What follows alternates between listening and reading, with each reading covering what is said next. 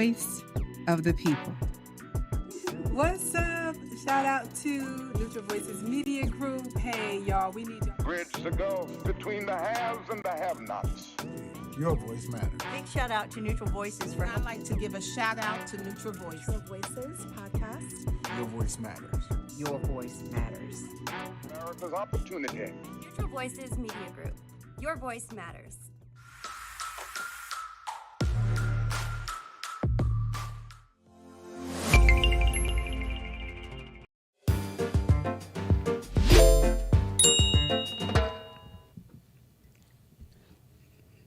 Welcome to Voice of the People, and we're going to hear some people voices today. We got a hot topic today. Well, it's a hot post that has been going on Facebook, and we all looked at it, and we decided that we're going to talk about this post. I want to greet everybody this evening before we get into it. Hi. Jill, Doc V, E, how y'all doing? Good. What's Great. poppin'? Happy, excited. Happy, excited? Mm-hmm. Well, let's get into this conversation. Y'all ready for this? Y'all ready? Yes, sir. This has been a conversation E's been wanting to have. Yes. So we're going to get into this conversation. I wanted to have. If somebody posted, we just go No, ahead. I'm just saying. You're right. I'm wrong. Really, E? We're going to start it out like that? Okay. It's going to be one of those shows. Everybody buckle up. Stay tuned. It's going to be one of those shows. All right. I don't know where you don't know which side you're going to fall on, Doc V? Say where I fit in here. You're going to fit in because you're going to understand the topic. And it's common. It's something you talked about previously. Okay. So we're going to get into that. This post was posted by Ty Simmons. And here's the question. Imagine if we tithed 10% to our community instead of the church. We would have our own schools, grocery stores, banks, and $800 billion in 10 years. So the question and what he was posing is, if we take the tithes out of the church and put it in our community, how would that affect our community? What do you think, Doc V? Mm-hmm. You gotta. I go first. Yeah. I was going to be the one in the room to go last. I'm closing.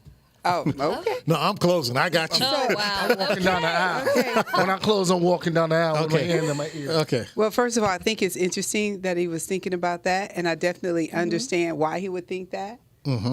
But at the other end of the spectrum, especially coming from starting a church from ground zero, the question would be, are we saying that we should eliminate churches? Because obviously you need funds to keep the church doors open. So that's the question I would put on the table, and that's the question I would ask Ty, just to see holistically what he's actually thinking. What's the other side of that? All right. Jill? I think it's kind of a loaded, there's a lot to it because not everybody is giving 10% for one. So basically he's asking if we take the money that's given to the church, correct? Because 10% seems to be the magic number wherever that came from. I can tell you where it didn't come from, but wherever that number came from, do people even give that? So let's say that everybody goes to church, gives 10%.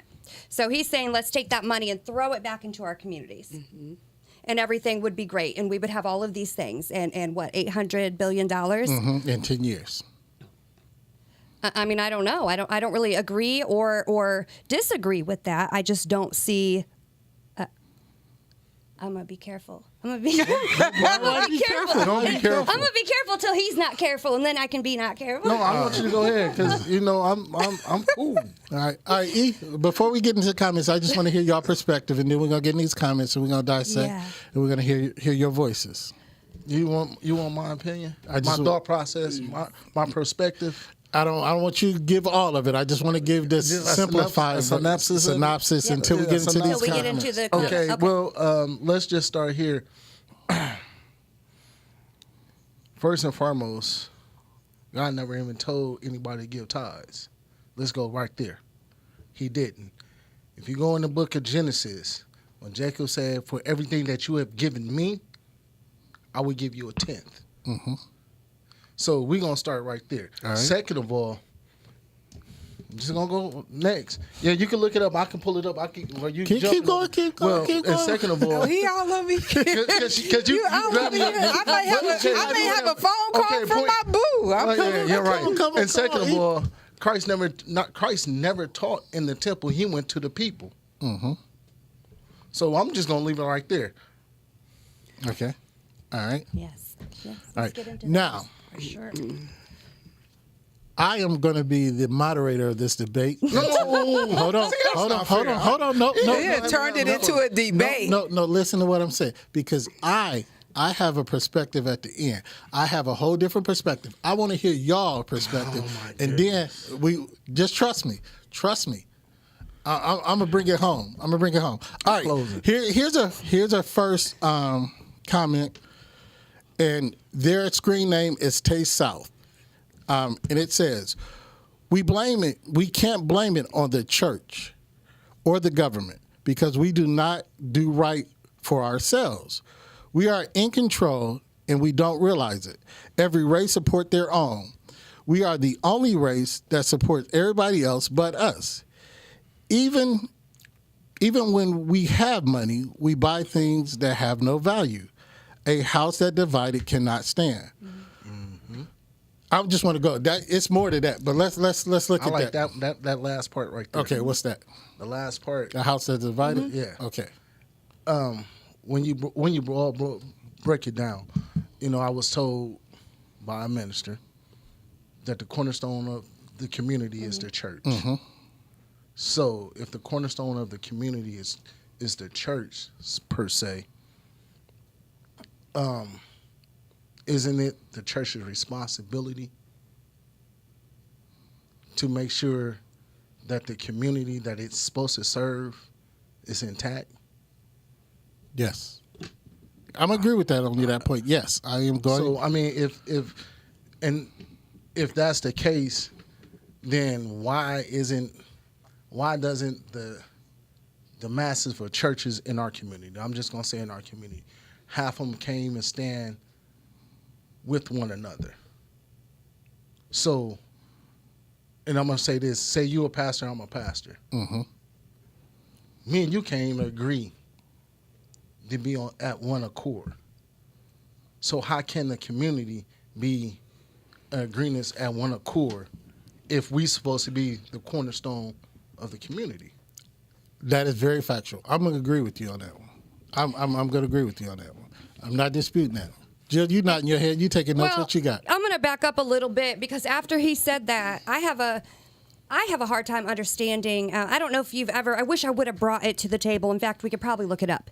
But we have 360 churches in Allen County. Is that correct? I think it's something like that. Incorporated church. Okay. Incorporated churches. So let's talk about not just churches, but the organizations, religious organizations, which some of them fall under. Have you ever looked, just for Allen County, have you ever looked at the, whatever you want to call it, revenue or I got it. Have you ever looked at that for Allen County to see how much money is being brought in by? So let's just say we don't know the number right now, but we can get it. Why do we have so many?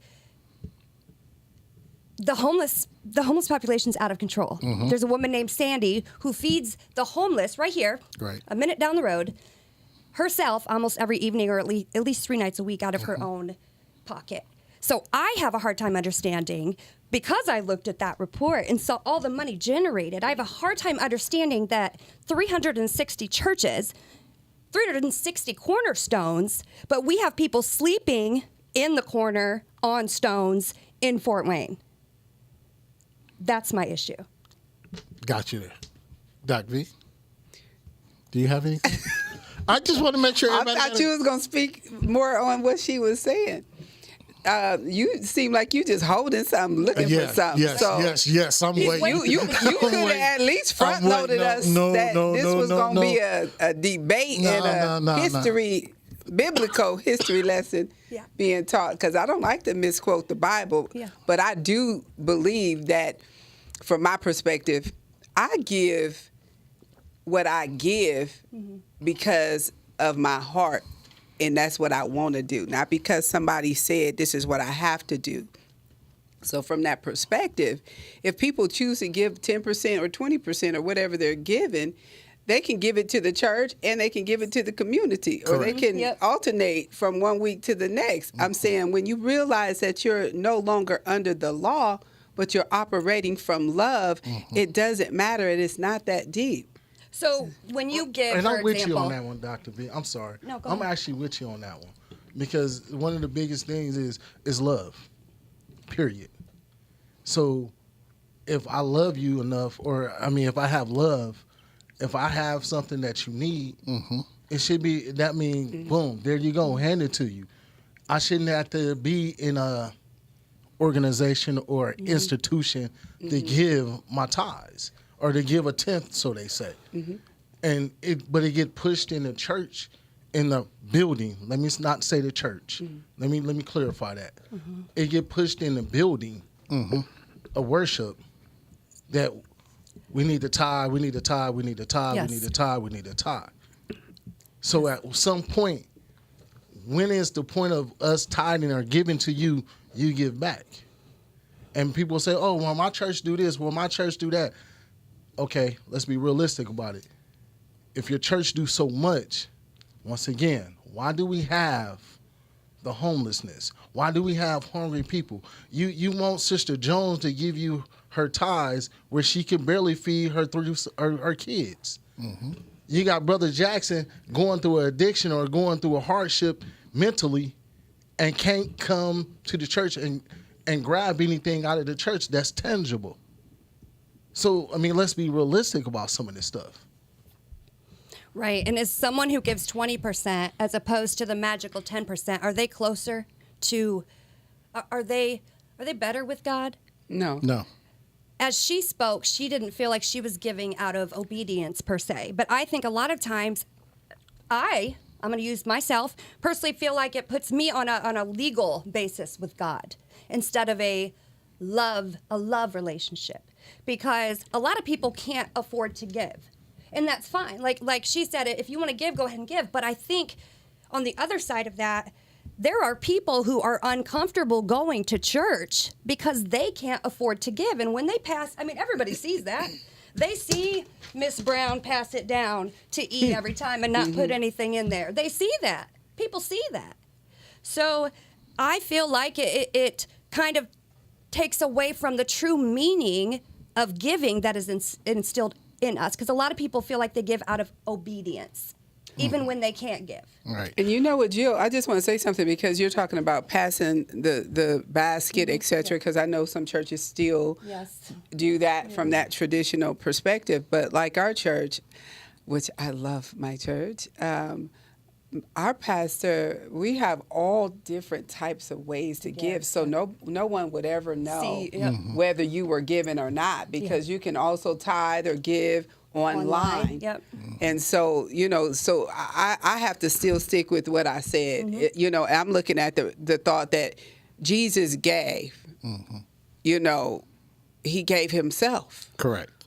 And so at that point, and I think about that, all I have to do, if I'm a believer, I'm a believer. Yeah. So all I have to think about is what he gave and what he put down for me. Right. So it's not a debate for me to go into my pocket and to give whatever that percentage is, because I feel like if it wasn't for him, I wouldn't have the job in the first place. So, and I feel like, you hear people say he can do more with my 90 than I can with the 90. Right. So I'll take my chances that way. Who are we, when we give though at church per se, who are we giving to? The church. The church. So. And I want you to hold that. Yep. Because somebody had a comment about that. Give me one quick second. Don't I had forget your question. Nope.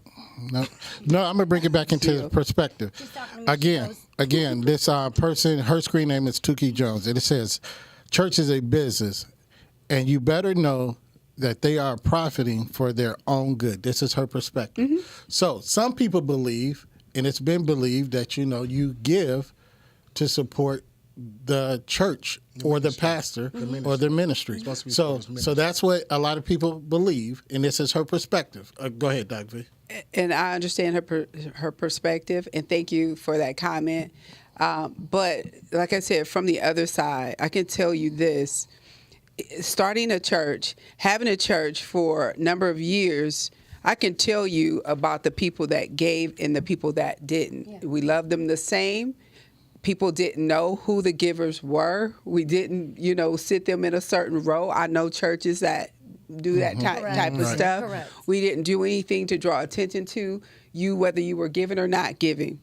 But here's the point. There were many days, many weeks where the lights only came on because I had to come out of my pocket. So my question is, do you want the church or you don't want the church? That's a good question. And so if you're going to have the church, anyone with common sense know that you have to pay utilities. They don't just give a church free utilities because they are pro-God. So with that thought, respect, but there's that. Now, I want to, I was going to hold mine, but I want to interject on two things. Jill asked a question. Trying to hold a lot over Yeah, there. I got a lot. It's a powder keg sitting over here. I got a lot. But Jill asked a question.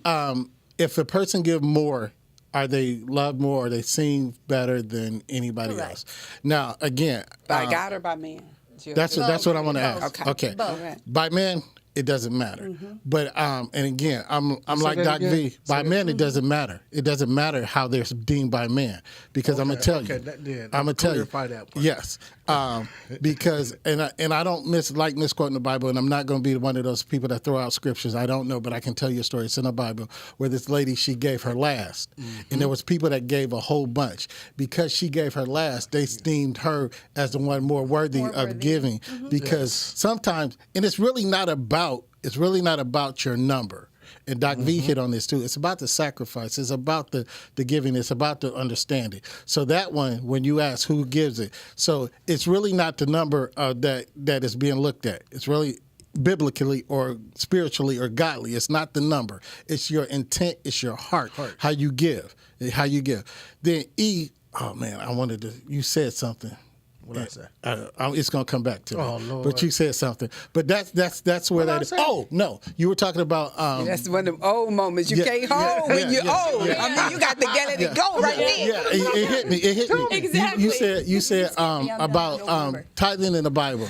There is and again, I can't right now off the top of my head give you scripture, but there's one where they say you give the first fruits of your labor. Yep. That one, Leviticus. Yep. And that same one in Leviticus where it talks about giving your first fruit of your labor, it does say bring all your tithes into the storehouse. Now we got to understand. But did he say that? Hold on. We got to understand. You got to understand what tithing is. And Exactly. Hold on. I'm holding on to that, but I'm just telling you, you got to understand, and I'm going to get into that. You got to understand the concept of tithing. You got to understand why tithing was initiated in the Bible. You can't just take parts of it without understanding. You have to understand the wholeness of, and I'm not preaching, I'm just telling you. No, you're not preaching. You know it. Never question something that you haven't studied yourself. That was told to me a long time ago. Never put yourself out there if you haven't studied, if you don't understand, because you'll end up asking a question and there's validation that's Correct. Yes. So never ask a question unless you have already studied it. And I'm not saying they didn't do it, but if you did it, you should have put some background behind your questions. But I got more to go to that. Go ahead, Don. Okay, I just want to say this because you're talking about the background, and because we only have a certain amount of minutes on the platform, we weren't going to get into the order of Melchizedek, because that's in the law, right? Old Testament. So we weren't going to get into that because we're dealing with people that's thinking about what's happening today and that people are asking for and trying to make you feel guilty for not paying tithe today. Right. So when you say the background, I want you to know I understand where you're going with that and the order of and why tithing came about and all of that. But not to go into that, that's why I'm saying, but the surface is understanding your heart and understand that when Jesus came, he, did away with the law and put some love on that. And so that's why I'm saying, so you move differently after that. Yes, and I agree with that. But I just said, with that thought. I was just putting it in perspective, Doc V, but I respect what you're saying. Yes. I was I'm going to putting ask you a question, yes. though. I'm going to go back to, giving it back to the community, ties to the community, because we kind of drifted way elsewhere. Yeah, no, we're getting there. No, my question is this. If we gave back to the community, we wouldn't have to actually have a lot of the things that we ask the government for if we have people in place. You know what I'm saying? So I mean, to this day, we're still fighting for equal schools. We're still fighting for food. We're still fighting for all this. But if we have the people in place, we can't rely on the government. We're supposed to rely on the church, but at some point, it broke off.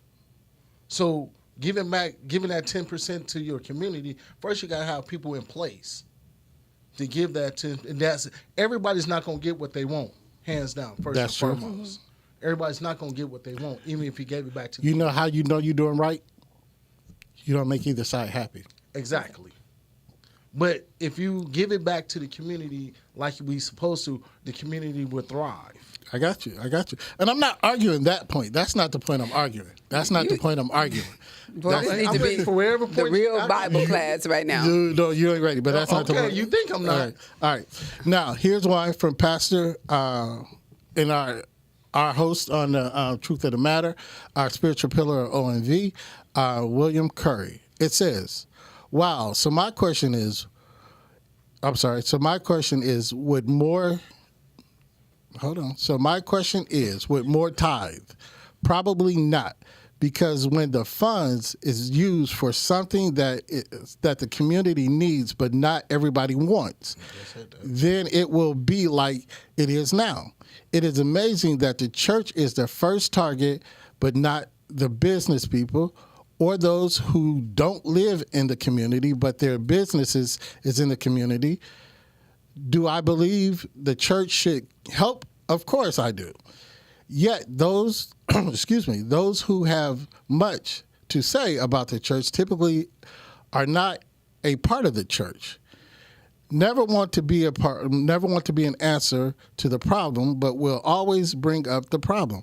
Also, some statistics say black people had $1.4 trillion in revenue and is projected to spawn to $1.8 trillion in 2024, which is a bit more than $800 billion. Just a thought.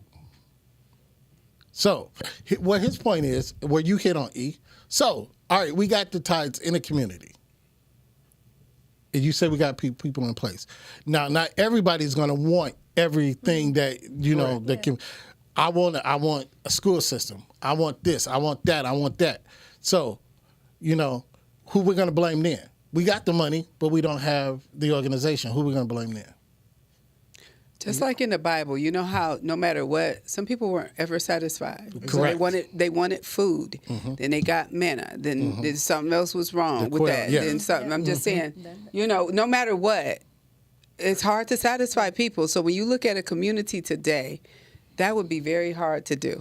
I don't care what you have to offer. There's going to be somebody that complains about But you're what's not there. I mean, like I said, you're not going to please everybody. No. But the object is to have the community to grow. And if the community is growing, regardless if I don't please this person, I have a community that's thriving. I have a community that has a heartbeat. I have a community now. I got a heartbeat. Now blood is flowing through the community. Correct. So you're not going to please everybody, but the object, the bigger picture, the bigger goal is to have a thriving community. Well, I also think that we need to address the fact, let's say that all the churches see the post and they're like, we're going to take all the money and we're going to throw it at the community. Okay? We saw your post, Ty, we're good to go. Here's the money. First of all, the community lacks leadership. Who's that money going to be given to? Who is the leader of our communities? So even if this idea, which, I mean, it's not far-fetched, and I totally understand, his thought process, but then what? What does the community do with all of the money that the church gives them? I see. Go ahead, E. It's just like you said when about the March on Washington. We didn't have what you call it. We didn't have the solution. We went there with the problem, Yes. but we didn't have the solution already in hand. Right. So the object is to already have the solution in hand. Correct. That way you can feel the problem. And most people don't think of it from that standpoint or from that end. Okay, we know the problem. Now let's find a solution. And then once we find a solution, now we take it to the top. Because we know what we need to do. We know what we need to do. We know what we want. We know how we want to do it. Let's get it done. We have it in place. Gotcha. You see what I'm saying? I'm totally with you. If we don't have the solution already in play, and we just going to, I'm coming to you, Clarence, because I have a problem, but I don't have a solution. Now I expect for you to have the solution. Guess what solution is gonna come about? The thought process that you have, not the thought process that the community needs. Right. And can I bring up the point that, some people, like I said, all churches operate differently, and I think somebody addressed and said that the church is a business. Right. So here's a fact that some churches, they have different committees where they give. Yes. And they are helping. And I can't even tell you how many people we were paying light bills and paying rent for, and et cetera. And here's the thing, they weren't even giving. So, I'm saying, people, first of all, you have to not think that you know everything that's going on in the church. Right. And then, so the bad part is that sometimes we put the church in one basket, in one group. Right. And so I'm trying to separate, because they're all doing things differently. Yes. Right. And even in one denomination, they could be doing things differently. Right. Correct. So I don't feel comfortable just saying the church, especially because I know what we were doing for the community, and not just the people that attended our church, and not just people that were giving. Yeah. So it depends on what your motive is when you say we're going to start a church or have a church, or we're going to be disciples for Christ, and this is what we're going to do, and here's our mission. You trying to pull it out of me. You trying to pull it out of me. That's what you're trying to do. You're trying to get me to talk. But I do want to address this. And I really want to put this in a perspective and a point of view, because it's mainly aimed at the black church. This is where this conversation. And I'm not saying they're right. I'm not saying this is where it is. But that is a problem where we start off, instead of talking to our brothers, we talk down our brothers. Think about it. Instead of talking to our brothers, we're talking down our brothers, especially if we have not gotten to know our brothers. We haven't talked about Joel Osteen when he was in Houston, and they had that flood, and those people were homeless, and he said he couldn't open his church. We're not talking about that, but we're going to talk about, this corner store church. They damaging the community. They're breaking down the community. We're not talking about all these Catholic Lutheran churches that black people go to and they support, but we're talking about the corner store church that, it's tearing up our community. You giving this black man your money, he taking it and doing this and that with. Right. So that's my first problem. It's not defending the church. It's you're aiming at the people you're aiming it at. Yeah. And I'm not saying they're all right. I'm just saying, until that's our main problem, because we look at us and we destroy us. We pick at us. That's the first problem I have with that. Oh, come on. I'm finna dive and then, okay. I was just going to say, and then there's organizations within the churches that actually go out into the communities. Thank you to some of the people that helped Optimistics. And so I don't want to say any names because they may have a whole bunch of people knocking on their door. But there are some churches who will pour into the black community, not looking for anything in return. Yeah. Correct. And so, and that's why I'm saying, so we can't really say that. So when you say community, what are we really talking about, and what are the things that we are Before needing? egos, I have one small thing to piggyback on what you said, and I'm glad you mentioned it, because Broadway Christian Church, I know nothing about Broadway Christian, but what I do know is I was in the property management business for nearly 20 years, and I do know that any time any of my tenants had a problem paying their rent, guess where I sent them Broadway first? Christian Church. And they didn't have to attend, Nope, just like she was saying. Yeah. So there are churches that do things that we don't know about. I would have never known Broadway Christian Church would pay your rent if you I didn't know that. They do. Uh-oh, And Broadway, they do. here they come. Everybody know that. But I'm gonna ask you a question. So, and I like where you was going with that. I'm not done yet. I'm You're not done yet. Oh no, I'm not done yet. Okay, Oh no, I'm not done yet. Because I'm can I not done get in yet. after you get done? You both let me hear can't yours. close it. You both can't. Okay, we might go 2 minutes They're over. gonna close they're gonna close like the church. I gotta give it to you. I gotta give it to you. Hey, we'll go back to I'm getting ready to close. Now, one of the things is there's a conceptual part of tithing. It's not just your dollars. The conceptual part of your tithing is your time and your talent and your finances first. So here's where I have a problem. You're talking about the church. In these corner store churches, you're not giving them the money that we spend millions of dollars a day on lottery, cigarettes, alcohol. Come on. Let's talk about the problems that are really plaguing our community. It ain't just the church. We spend $100 a day a person that you're not giving the church $100 a week, but you standing in the gas station spending hundreds and hundreds of dollars a day playing the lottery. Let's talk. And I'm not saying you. I'm just like we're talking about tithing and the churches using it. So think about it. So what if we took a week of not playing a lottery and put it in our community? What if we took a week of not smoking cigarettes and put it in our community? What if we put a week of not drinking and put it in our community? And all of those things you said sounds negative, but I just want to say, what if we take a week of going to Starbucks and just having a coffee, etc. So I just wanted to put something else on there that was, or the money we put into gym shoes, or etc. Our clothing, our coach bag. I'm trying to go down everybody's street right now. I get off my street. Can I take you in the church? Walk with me, Doc V. Don't say hair though. Everybody still needs to get their hair done. Don't Walk say hair. with me, Don't Doc go there. V. Well, no, because even though you say that, I'm saying even though you say that. Jill, we have a comment. That's Can you not read that necessarily comment true. real quick? Yeah. Yes, because it just looked like a line. to me. William and Coletta Curry. Hi. Hello. What's going on, Pastor?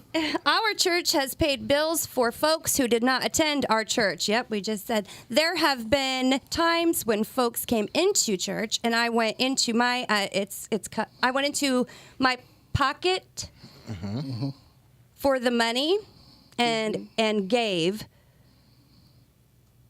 money that the church.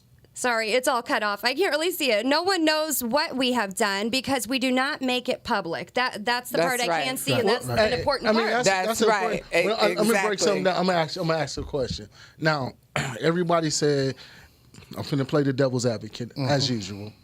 Everybody says what their church do individually. Right. So, let's just take 10 churches.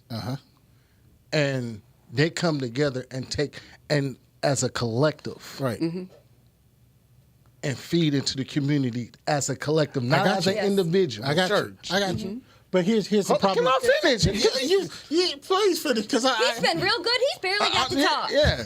But if you take 10 churches and they move collectively together, how much more powerful would that be to see 10 churches moving together collectively in the community?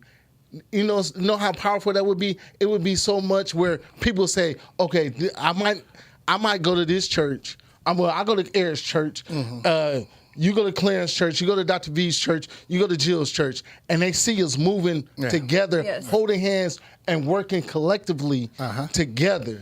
That would bring a lot of attention to the community, because the community would see, okay, if they can work together and stand on one accord. I got you. Pastor Curry says, Eric, what church do you actually attend, and are you active in that church? Yes, I am, and I do go to church. While you sitting there and talking, Pastor Curry, I do attend church. And I used to be active until certain members, and I'm not going to even go there, but but I do go to church. And not in an argument of the faction, but I want to bring this to you, and we got to get out of here. But I didn't finish. And Doc V, I thank you for walking down that street. We're pointing to where we work out. But that was just the money. Now let's talk about time.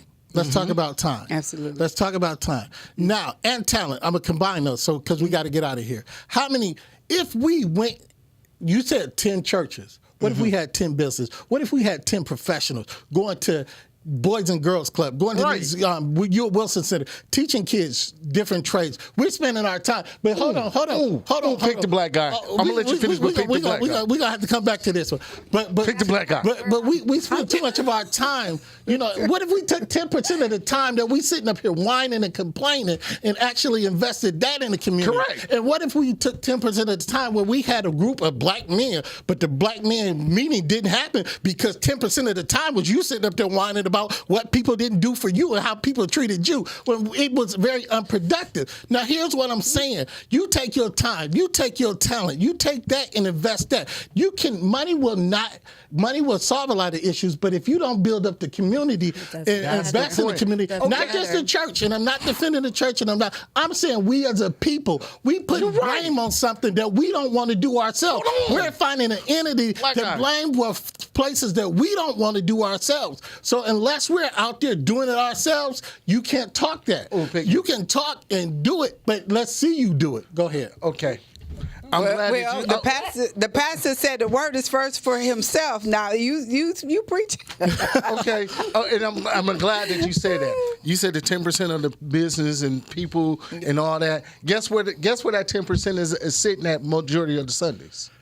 But I'm answering your question. I'm answering in the church. But okay, can I finish? I'll let you go. Go ahead. Did I not let you go? You let me go. Okay, so.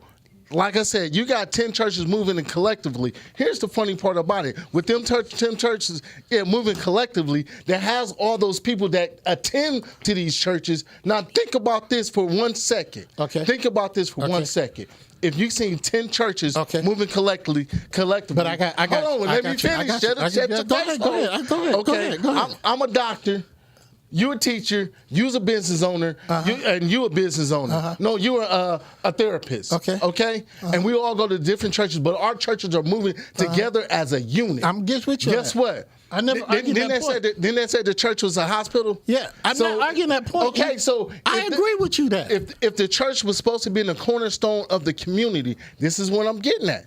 If the church is supposed to be in the cornerstone of the community, and they see our community is at shambles, and they have all these people that attend to these churches that are business owners, that are teachers, that are this, that are that, and they still won't say, hey, Clarence, I know you got Dr. So-and-so at your church, right? Yeah, I'm with you. Okay. Hey, do you think we can sit down and get together and build an actual community center or a hospital in our community? Right. Hold on. As a collective, not one by one, but as a collective. That's all I'm asking. Is that too much to ask for? First of all, you're arguing a point that I agree with you 20 minutes ago, but you'll read a comment. There's a comment. I'm just saying. So Pastor Curry says at ONV, our Neutral Voices, we actually have about 4 churches that are working together. We are all from different churches, areas, and we do work together. Yeah, and I just got one more thing because I don't want to keep y'all here. We go all night. We can have this argument, but here's a problem. Here's also a problem where, and this is why I'm talking about this particular conversation, because what about the people that are businesses and doing this that don't attend churches, and we are black though. So I'm just saying you can do the same thing. And this particular person posted, and I'm saying you can do the same thing. There's people out there. The problem is we want to blame an entity, but we don't want to take responsibility. The things that start to change start with each and every one of us. We have to be you always say this, be the change you want to see. Correct. So if you're not out there being that change, you can't blame another entity for your lack of doing. None of us can do that. As a community, as an individual, as a whole, we cannot blame another entity for our lack of responsibility to ourselves. That's all I got to say. Say lie. Okay. I think I'm done too. All right. Y'all done? Too much passion. Yeah. Too much passion. When I'm in done the room. talking, that says a lot. Well, we want to thank y'all. Clarence, you got me sweating. Somebody get a cloth, please. We want to thank y'all. We want to thank y'all for joining us. Hey, Good, bad, ugly, or indifferent. If you have a comment, if you want some, you have something to say, we're welcome. That's why we say we're neutral voices, and our slogan has always been "Your voice matter." We can debate your voice, but we're never gonna diminish your voice. Exactly. We can debate it, but we're not gonna diminish it. We need to say thank you to everyone who commented throughout the set. We appreciate it. Yeah, we thank everybody for watching. But again, I thank you, Doc V. Jill, this was a good conversation. We're going to have to have this again. Yeah, we're going to have this again. Mm-hmm. But yo, let's not hold the people any longer. Let's tell them what we say what you're supposed. Look at him. He's I got to behave now? You got to behave now. Okay. Hey, guess what, everybody? Always protect your mind. A podcast by Neutral Voices Media Group. Voice of the people. What's up? Shout out to Neutral Voices Media Group. Hey, y'all, we need to Bridge the gulf between the haves and the have-nots. Your voice matters. Big shout out to Neutral Voices for I'd like to give a shout out to Neutral Voices. Neutral Voices podcast. Your voice matters. Your Voice Matters. America's opportunity. Neutral Voices Media Group. Your voice matters.